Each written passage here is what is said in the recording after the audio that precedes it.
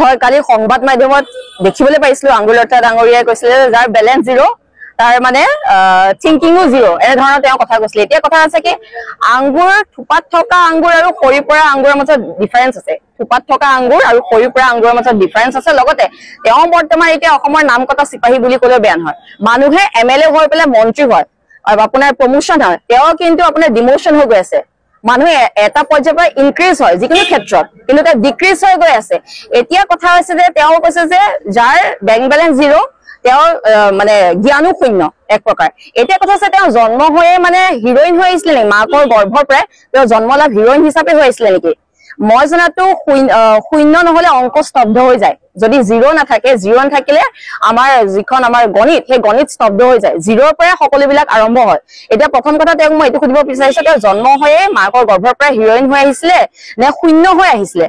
মানুহ যেতিয়া এটা কেৰিয়াৰ আৰম্ভ কৰে জিৰোৰ পৰা সকলোৱে জিৰোৰ পৰা আৰম্ভ কৰে।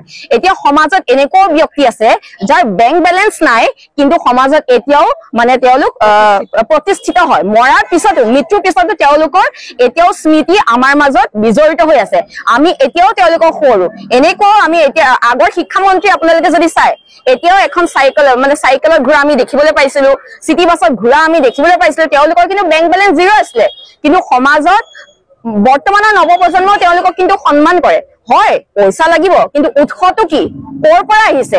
তেওঁ এগৰাকী MLA আছিলে, MLA হৈ তেওঁ এতিয়া কৈছে যে মই যতে মন যায় ঘৰ কিনিব পাৰো, গাড়ী কিনিব পাৰো। ঠিক আছে, এগৰাকী MLA দৰমহা কিমান? আৰু তেওঁ এতিয়া যিবিলাক বিজনেছে হওক, দিল্লীয়ে হওক, বিভিন্ন ঠাইত যিদৰে ইনক্ৰিজ কৰিছে তাৰ উৎস কি, চৰ্চ অফ ইনকাম কি, সেইটো আমি জানিব লাগিব।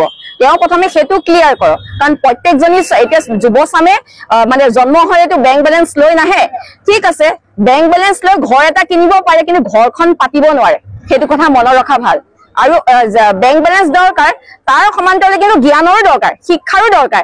এতিয়া এনেকুৱা হ'ব নালাগে যে আমাৰে মহিলা, আমি নিজকে কৈছো, আমাৰ মহিলাই যদি কোনোবা যদি কম পঢ়া যদি কিবা এটা ভাল পদবীত আছে সেইটো কাৰণে চৰকাৰে যাতে গ্ৰেজুৱেশ্যনৰ ঠাইত হাই ছেকেণ্ডাৰী কৰি দিব নালাগে। সেই তেনেকুৱা ধৰণৰ কথাও বহুত গুৰুত্বপূৰ্ণ। সেইকাৰণে কৈছো টকাৰে ঘৰ কিনিব পাৰে কিন্তু ঘৰ এখন পাতিব নোৱাৰে, আৰু গাড়ী এখন কিনিব পাৰে, গাড়ীখন চলাব পাৰে, লগত এজন সহযাত্ৰী কিন্তু নাপায়। এতিয়া ৰাইজে তেওঁ এতিয়াতো নিজকেতো আপোনাৰ থোপাত থকা আঙুৰ বুলিয়ে ভাবে, কিন্তু সাধাৰণ জনতা, এইটো মোৰ অপিনিয়ন নহয়, সাধাৰণ জনতা খৰিৰ পৰা আঙুৰ বুলিয়ে ভাবিছে।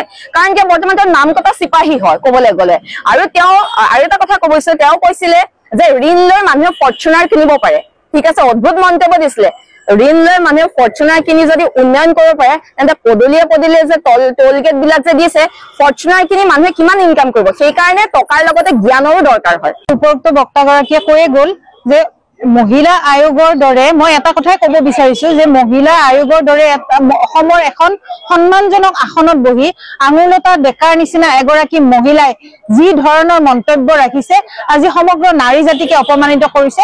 কাৰণ তেওঁ কথা কোৱাৰ যিটো যিটো ধৰণত তেওঁ কথা কৈছে যে একাউণ্ট গৰম কৰিব লাগে, তাৰ মানে তেওঁ কি বুজাব খুজিছে? একাউণ্ট গৰম কৰা মানে তেওঁ কি বুজাইছে? যুৱচামক তেওঁ কোনফালে ধাৱমান কৰিছে? একাউণ্টটোৱে মূল নেকি? মানুহৰ একাউণ্টটোৱে মূল বস্তু নেকি?